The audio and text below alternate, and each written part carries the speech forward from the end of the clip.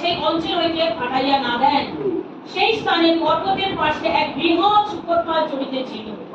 আর তাহারা বিরতি করিয়া কহিল, ওই শূকরগুলির মধ্যে প্রবেশ করিতে আমাদেরকে পাঠাইয়া দিন। তিনি তাহাদেরকে অনুমতি দিলেন।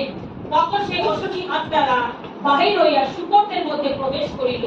তাহাতে সেই শূকরপাল কমবে 2000 শূকর মহাবেগে দৌড়িয়া ঢালু পাড় দিয়া পড়িয়া সমুদ্রে গিয়া পড়িল এবং সমুদ্রে ডুবিয়া মরিল। তখন যাহারা সেগুলিকে চড়াইতেছিল তাহারা পলায়ন করিয়া নগরে ও পল্লীতে পল্লীতে গিয়া সংবাদ দিল।